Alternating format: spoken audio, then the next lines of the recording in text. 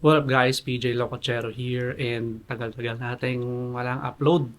Medyo na-busy tayo sa work and actually dami nating pending na i-upload and isa na itong video na ito and today is February 12 o 13, sorry, 2026 and itong video na i-upload natin today ay kailan pa ba to?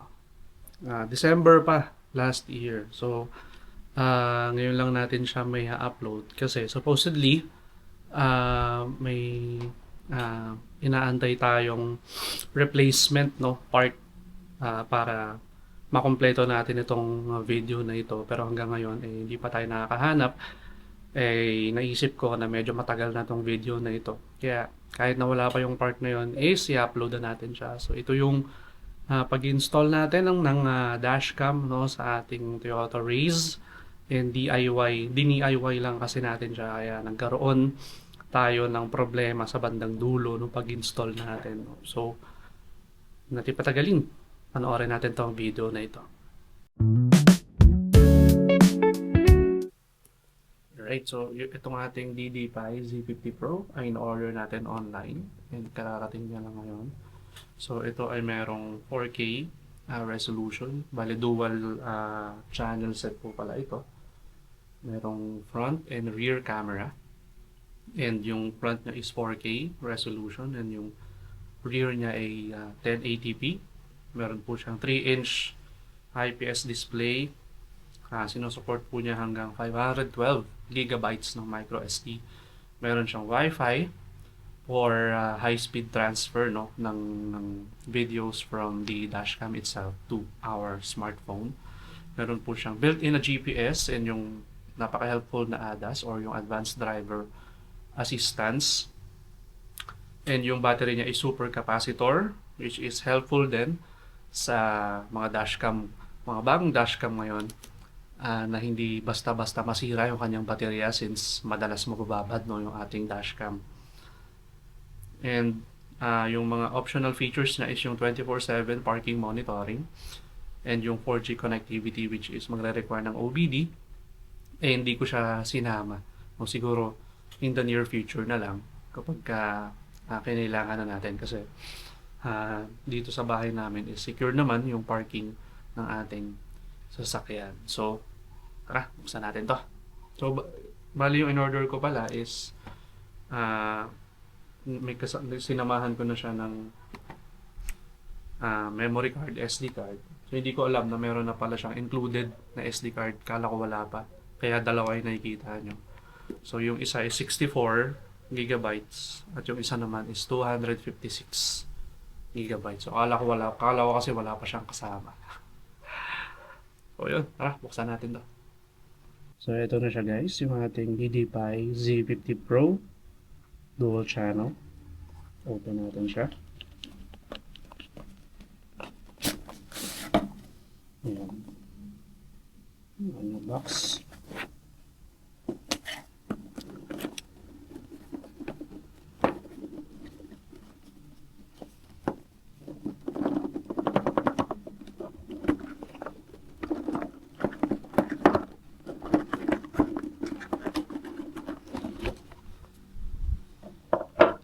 So, pag-open natin ng box,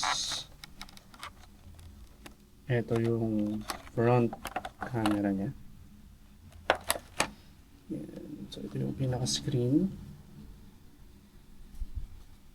Ito yung camera. Meron siyang 3M na adhesive tape. Siyempre, may cover pa yung ating screen. Then, meron siyang kasamang mga extra na adhesive. 3M din. And then meron siyang static stickers. Taba. Yan, dalawa yan. So front and rear, ito yung para mas madaling i-relocate no yung mga camera in case na magkamali tayo ng install or papalitan na natin yung camera once na nasira na. So magandang help to. Then, Ito yung manual. Ito yung rear camera niya. Meron natin siyang 3M na adhesive. Yung pinaka rear camera, which is naiikot. Ayan. Then, ito yung cables. Ito yung pang front. Ito yung pang rear, yung mas mahaba. Tapos meron siyang kasamang pang 12 volts na socket. Saksakan niya. And then, ito yung prying tool. Pag ikakabit na yung, pag isisiksik na yung mga wires. So, yun yung inclusions ng ating dash camera. Yon, so nakita na natin yung mga inclusions no, ng DD5 Z50 Pro. Kaya naman, ang painintay natin, ikabit na natin siya sa ating sasakyan. Let's go! And so kakabit na natin ngayon guys yung ating dashcam and titingnan ko muna kung saan siya magandang ikabit. No? Papapormahin ko muna bago natin siya ikabit ng tuluyan. So ito natin sa likod ng side mirror. So possibly yan, dito ko siya ikabit. Hanapin ko lang yung gitna.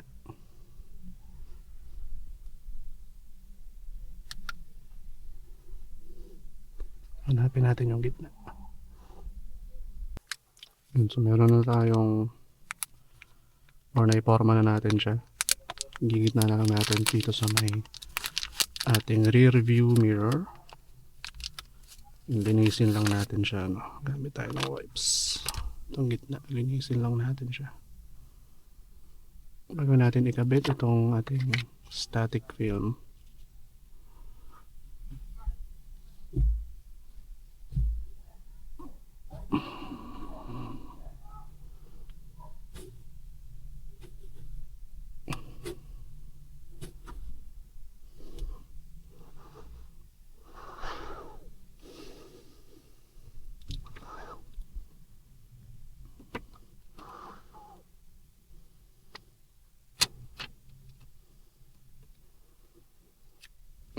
Ikabit natin siya guys. Tapin ko lang yung gitna.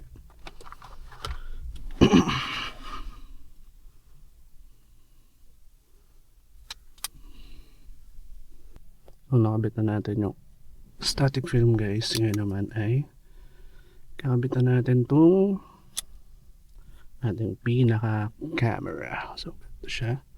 So, tapat lang natin sa square. Okay, tapat na tapat. At lapat na lapat. Mukha naman siyang nakagitna.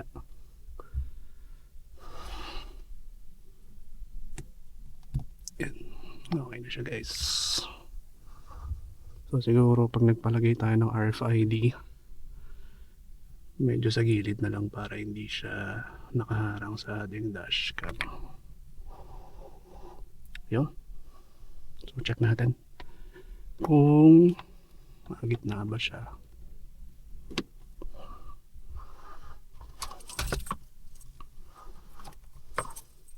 So sinaksak ko muna siya dito guys sa ating 12 volt socket na sa or sa USB no, na socket para makita ko lang kung gusto yung kanyang yung okay, maganda siya. Pwede ko pa sana siyang itaas.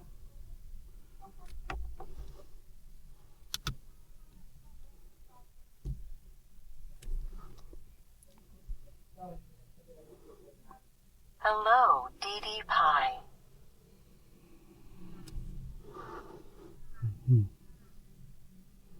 Okay naman siya guys. Nagitna naman. Yan, gitna naman siya. Yan siguro na ganyan na lang. Pero parang pwede ko pa siya itaas. Let's try. Guys, so ito na yung pinaka final placing natin. Yan, sa likod lang ng ating rear view mirror. So ngayon ay discartehan na natin yung kanyang mga wires. So guys, insert na natin tong kanyang wiring dito sa taas. Gamit lang natin ang ating prying tool.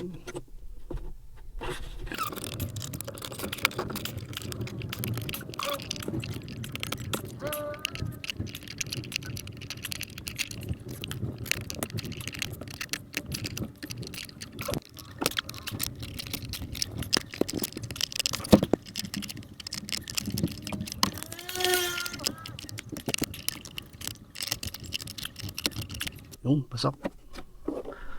So, malinis. Dito siya. Pinadaan natin siya dito sa taas, guys.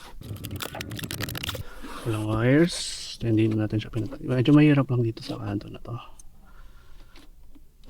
Ayan. Daan natin siya dito sa ating weather strip. So, habang pinapadaan natin siya, mabalik na natin yung mga nadadaanan niya.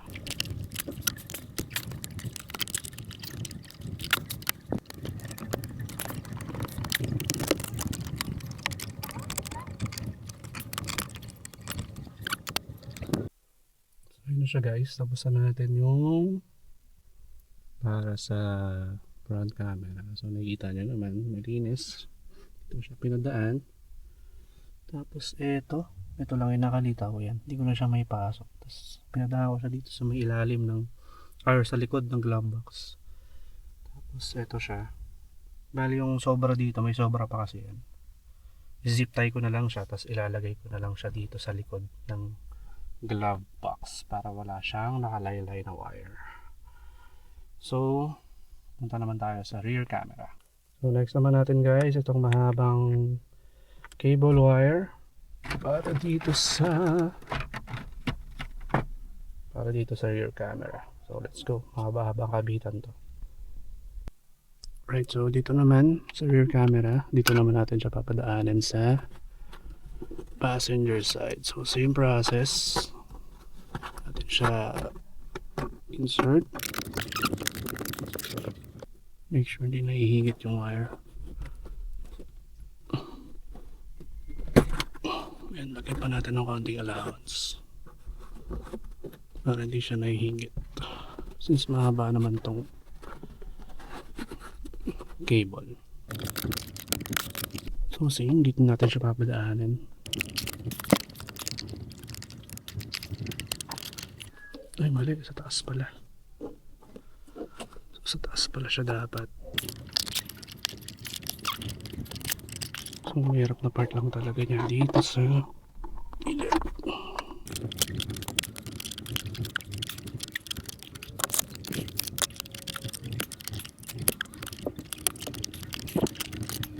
Yung masok din. So dito natin siya papadaanin guys. Kailangan yung pagbalik natin ng weather strip ay lapat na lapat, dahil pag hindi ay papasukin tayo ng tubig. So lang natin na lapat siya. So punta tayo sa likod guys.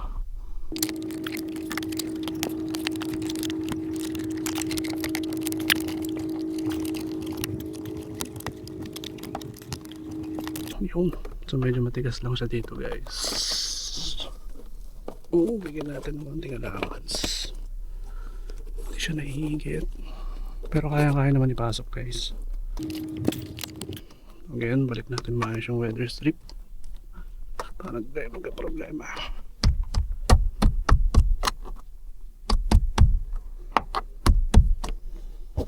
Pag maulan. Yun, malinis.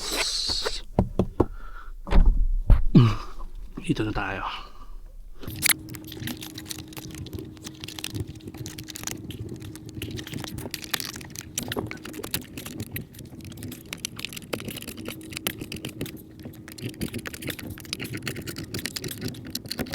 So yun. Tapos na tayo padaanan dito. O hindi pa pala. Balik lang natin yung weather strip. Makita nyo naman guys. Kayang-kaya nating DIY. So, sa mga race owners na nagbabalak din mag DIY ng kanilang dashcam, kayang-kaya po, no? Tsatsagain lang natin itong mga gilid-gilid. Kasi dito lang naman medyo mag-e-effort. So ito na, according sa mga ibang race users na nakapagpakabit na or nag-DIY na ng dashcam, ito na yung pinaka mahirap na part sa likod. So natin siya papadaanin. So tingnan natin. So ito yung pinaka mahirap na part, guys. Pagdating sa race, yan. Kasi mas maganda siyang, or ito yung pinakamagandang daanan niya. Kasi nga tagong-tago siya, itong rubber na to. So suot siya dito, tapos papunta siya dito. Yan. Kaso, mahirap nga lang siya.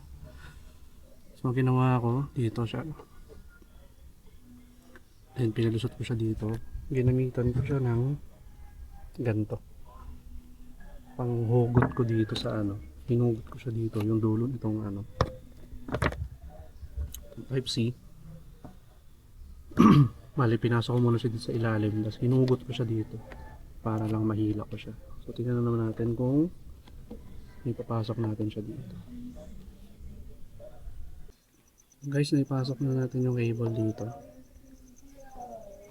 Dito. Tapos nilusot na natin siya. So mahirap lang siyang padaanin dito kasi may kasama nga siyang wire. So lalo na dito. Pero yun, hinila ko lang siya ng hinila. Tapos nung kita na siya dito sa butas na to, pinapoint ko ulit na itong tiyanik para higitin itong ano na to, USB-C. So dito naman tayo, papunta na siya dito. So bala kong gamitan na ng alambre para mas madali. Let's go. So guys, naputol yung ano niya, wire. So tinatry ko nang ipasok dito, kaso pinapasok ko na, umihipit siya. Ayun, nung hinihigit ko na palabas, ayan, ika, ayan, naputol na. So plano natin is bili ng isa pa, pang serve as backup na lang din, para lang sa cable. Pero try natin makahanap ng ano, type C to 3.5 na cable. Ay, okay na sana eh. So yun guys, no, kung napapanood nyo man sa video ay naputol, no, yung cable para sa rear camera supposedly ng ating DD-Pi na dashcam. And hanggang ngayon hindi pa tayo nakakabili ng replacement, no, ng replacement cable para sa rear camera natin. So kaya hindi pa natin siya nakikakabit at nagagamit hanggang sa ngayon, no. So front camera pa lang yung nagagamit natin. So ito yung mga sample videos ng ating front camera.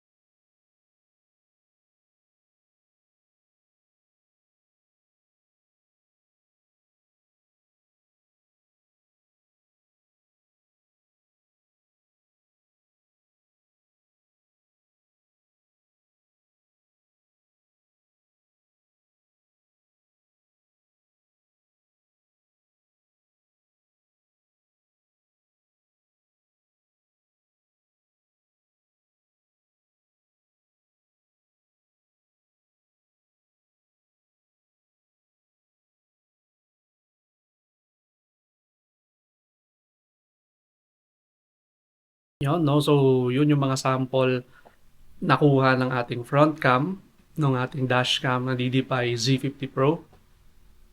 Ah, ang linaw niya, no? Nung nakita ko siya, linaw niya, natuwa ako sa pagkabili natin sa ating dashcam. Kahit na gabi, napakalinaw pa rin ng kuha niya. Based na rin sa mga nabasa kong mga reviews about nga dun sa model na yun. So, yun, very satisfied.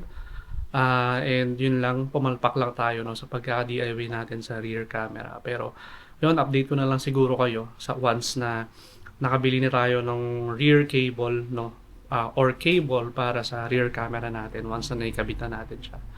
So that's it for me. Thank you so much sa panonood ng video na ito. Kung nagustuhan nyo man ang video na ito, please like, share, and comment kung ano man yung inyo pang may sasuggest no, para sa ating Toyota Race. And yun, subscribe na rin para sa mga susunod pa nating mga videos. So once again, this is PJ Lacachero.